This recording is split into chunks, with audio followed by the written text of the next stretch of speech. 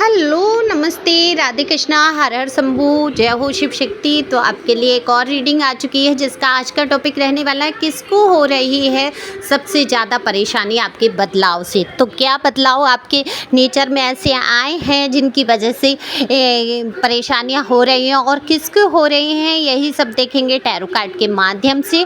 और ये बिल्कुल जनरल रीडिंग है, ज़बरदस्ती अपने ऊपर लागू करने की ज़रूरत नहीं है। मनोरंजन के तौर पे आप सुन सकते हैं। अगर आपसे रेजोनेट होती है तो बिल्कुल आपकी है ये रीडिंग।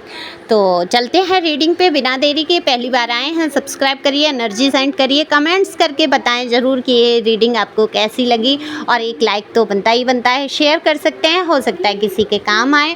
पर्सनल रीडिंग की अगर बेहद आवश्यकता है या उलझन महसूस करते हैं आप जीवन में, कोई प्रश्न ऐसा है जिसका उत्तर नहीं आपको मिल रहा है, तो बिल्कुल आप टैरो की रीडिंग करा सकते हैं। पर्सनल रीडिंग जो है फ्री नहीं है और ये व्हाट्सएप नंबर है, आप व्हाट्सएप पे मैसेज करके पूछ सकते हैं। तो जैसा कि मैंने बोला कार्ड शफल कर लिए हैं, चलते हैं रीडिंग पे बिना देरी के। देखो किसको हो रही है सबसे ज़्यादा परेशानी, आपको खुद ही पता है आपके दिल में। हाँ, आप अपने दिल पर हाथ रख के सोचिए और पूछिए कि किसको सबसे ज़्यादा हो रही है परेशानी और क्या ऐसे बदलाव आपके अंदर आए हैं। देखो सबसे ज़्यादा परेशानी तो होनी ही थी जिन्होंने कभी ये नहीं चाहा कि आप सुकून से जी पाएँ, आपके जीवन में बदलाव आए, परिवर्तन आए, आपके जीवन में सुकून के चार क्षण पल या चंद लम्हे आपके जीवन में ऐसे आ जाएं जिनमें कि आप प्यार समेट पाएँ। ऐसा कभी नहीं सोच रहे थे ये लोग। तो इनको तो सबसे ज़्यादा परेशानी होनी थी। नाक में दम करके रखा आपके, किस तरीके से आपने अपने जीवन को व्यतीत किया, इन लोगों के साथ आपने कैसी कैसी कठिनाइयाँ उठाई हैं, कैसे कैसे दुख दर्दों से आप गुजरे हैं, ये तो सिर्फ आप ही जानते हैं या फिर भगवान या मेरे टैरो में एनर्जी आपकी आ रही है। तो ये जो कष्ट और दुख तकलीफ़ से आप गुजरे और आपने फिर जो कमर कसी है, बिल्कुल कस ली है कमर। आपने सोच लिया, जैसे कहते हैं ना कि प्लेन में बैठने से पहले कहते हैं कमर की पेटियां कस ली जाएं, तो बिल्कुल उसी प्रकार से आपने बिल्कुल अब अपनी कमर की पेटी कस ली है कि अब कोई दुर्घटना, कोई दुख दर्द वाली चीज़ें अब मैं अपने जीवन में शामिल नहीं करूँगा या करूँगी। ये बिल्कुल आपने बदलाव किया है अपने जीवन में। बहुत सारे लोगों को आपने एक तरीके से निकाल के फेंका है अपनी ज़िंदगी से, और ज़िंदगी से नहीं तो दिमाग से तो पूरा पूरा निकालने की आप कोशिश कर ही रहे हैं। तो यहाँ पर देखो कितनी ही उलझनों से गुजरी आपकी ज़िंदगी। आप सबकी हाँ में हाँ भी मिला के आपने देख लिया, सबका सहयोग करके भी आपने देख लिया, हर तरीके से निभ के दब के चल के आपने देख लिया, लेकिन किसी तरीके से भी इनको संतुष्टि नहीं मिल रही थी। ये लोग वही हैं जो सबसे ज़्यादा आपको दबाने की कोशिश कर रहे थे। ये आपके घर परिवार से हो सकते हैं, आपकी सास, ननद, जेठानी, क्योंकि यहाँ फीमेल की भी एनर्जी आई है जो कि आपसे बेहद जलन की भावनाएं रखती हुई मुझे नज़र आ रही हैं। हो सकता है ये कोई थर्ड पार्टी ऐसी रही हो आपके जीवन में। देखो थर्ड पार्टी का मतलब ये नहीं है कि एक रोमांटिक ही पार्टी हो। यहाँ पर थर्ड पार्टी आपके हस्बैंड का काम हो सकता है, आपके लवर का काम हो सकता है, उनके घर परिवार में मदर, भाभी या बहन का कोई रोल हो सकता है। जो भी दो व्यक्तियों के बीच में आ जाता है उसको मैं थर्ड पार्टी कहती हूँ।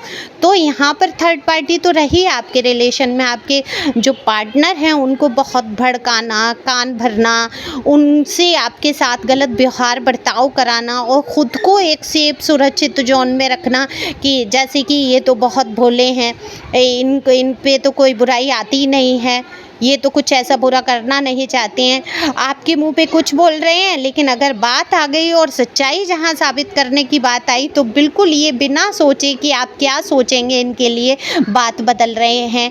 ऐसी सिचुएशन भी आपके सामने आई हैं क्योंकि आपको ही दुख दर्द पहुंचाना इनका मेन मोटिव था। ये क्यों था? क्योंकि आपको देख नहीं पाते, सहन नहीं कर पाते जिस तरीके से आपको ईश्वर ने बनाया। देखो आपकी क्या गलती है इसमें? अगर आप सरल स्वभाव से हैं, अच्छे दिखते हैं या लोग आपकी इज्जत करते हैं, परवाह करते हैं, लोग आपको उनसे ज़्यादा आपको पूछने लगते हैं लोग, तो इसमें आपकी तो कोई गलती नहीं है। ये तो ईश्वर ने ऐसा कुछ बना के आपको भेजा है, आपके अंदर ऐसे गुण पैदा कर दिए कि लोग जो है आपसे ज़्यादा जुड़ते हैं, इन लोगों से उतना नहीं जुड़ पाते हैं। तो इन लोगों को काफ़ी तकलीफ़ हुई, आप समझ ही गए होंगे अब तक कि ये कौन लोग हैं जो सबसे ज़्यादा परेशानी महसूस कर रहे हैं। तो आप इनको लेकर चलिए। अगर इन्होंने गलतियाँ भी कर दी, वहाँ आपको झूठा भी साबित कर दिया, फिर भी आप भूल-भाल के फिर से आपने मिल के चलने की कोशिश की, लेकिन किसी तरीके से अपने आप को ये नहीं बदल रहे थे ये लोग। बहुत डेविल एनर्जी, इतनी डेविल एनर्जी के लोग, ईश्वर ही मालिक है कि ऐसे क्या कर्मा ये लोग करके आते हैं जो इनको ऐसा जो है स्वभाव प्राप्त होता है। ऐसे स्वभाव के लोग, मैं किसी जानवर से कम नहीं तुलना उनकी करना चाहूँगी कि ये लोग किसी जानवर फिर भी बहुत मासूम होते हैं। उनको पता नहीं होता, वो तो कि सिर्फ़ अपना पेट भरने के लिए, इनको तो बुद्धि विवेक दिया होता है ईश्वर ने। इनको ये नहीं पता कि जो ये दुःख दूसरों को पहुँचा रहे हैं, ये स्वयं पर यही कष्ट आ जाए इनके जीवन में तब ये क्या करेंगे।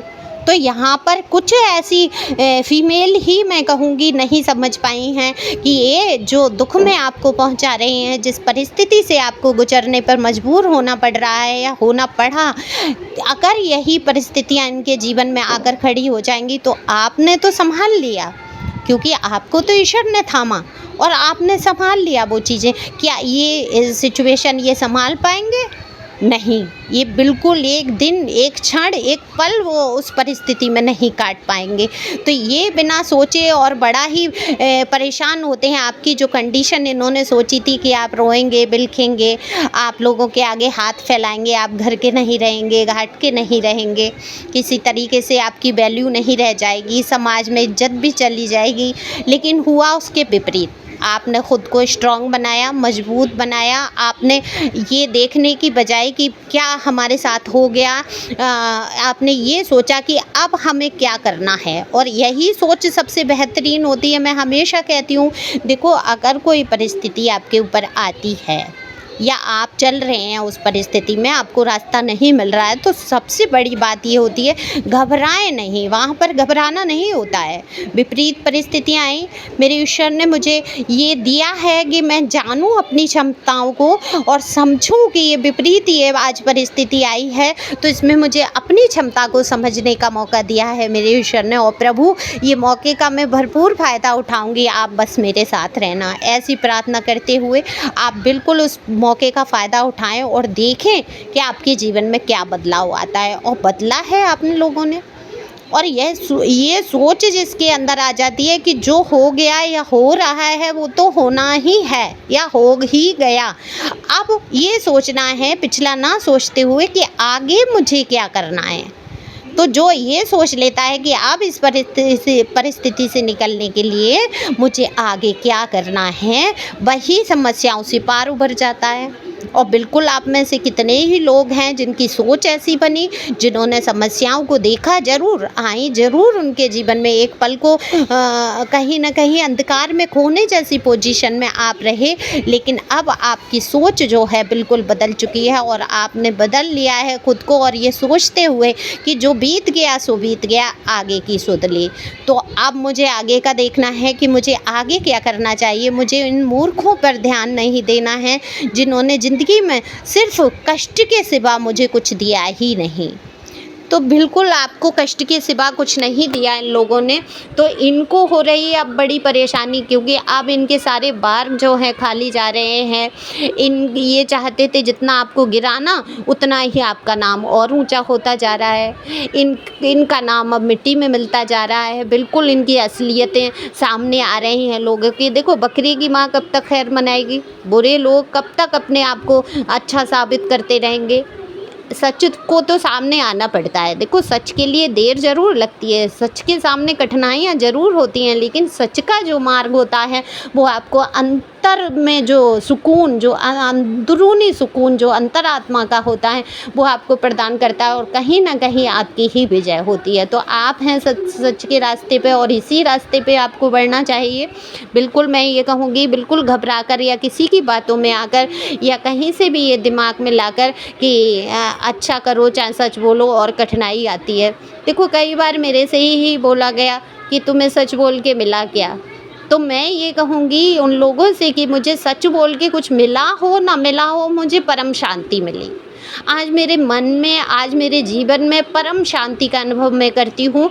तो सच की इतनी बड़ी ताकत होती है। पहले मैं भी सोचती थी ये सब झूठ बोलते हैं, ये सब कैसे अपनी बातों को बदल लेते हैं और कैसे नहीं आती बदलना, नहीं कर पाती मैं झूठी बातें। लेकिन मेरे मन में सुकून है, अंतरात्मा में सुख है और यही सबसे बड़ा सुख है आपके जीवन का। जो शांति, जो सुकून आपके जीवन में अगर आ जाता है, बेचैनी नहीं है किसी चीज़ को लेकर, इससे बढ़कर कोई सुख नहीं होता। तमाम दौलत से भरा घर है, सब कुछ है, सारे रिश्ते नाते आसपास हैं। उन लोगों से पूछो जिन्होंने आपके लिए कठिनाइयाँ खड़ी की, क्या सुकून है उनके पास? बिल्कुल नहीं है। वो अब इसी बात से बेचैन है कि आप अब क्यों सुकून में हैं, आप में क्यों इतने बदलाव हैं, आप क्यों नहीं रोते धोते हैं, आप क्यों नहीं उनके लिए अब बेचैन होते हैं। तो ऐसे लोगों को इस बात का भी सुकून नहीं होता है। ये जीवन में कभी सुकून से न चैन से जीते हैं और ना जीने देते हैं। लेकिन इनका जो अंत है बड़ा ही भयानक होता है। और आप जिस रास्ते पे निकल गए हैं, आपके जीवन में अब सुख चैन की कोई कमी रहने वाली नहीं है। तो धैर्य धारण करिए। अगर आज परिस्थितियां विपरीत हैं तो कल वो आपके साथ खड़ी होंगी, परिस्थितियां आपके अनुकूल हो जाएंगी, आपके अनुसार ही चलेंगी। तो हिम्मत रखना है, आगे बढ़ना है, खुश रहना है, मस्त रहना है। और अगर आपके जीवन में बहुत सारी उलझनें हैं, आपको नहीं समझ आ रहा है, तो मुझसे संपर्क कर सकते हैं। दिए हुए नंबर पे पर्सनल रीडिंग करा सकते हैं। लेकिन पर्सनल रीडिंग जो है फ्री नहीं होती है और वही मेरे यहाँ तो बिल्कुल भी फ्री नहीं है। और कहीं हो जाती हो तो मुझे पता नहीं, टैरो कहीं पर भी फ्री रीडिंग नहीं की जाती है।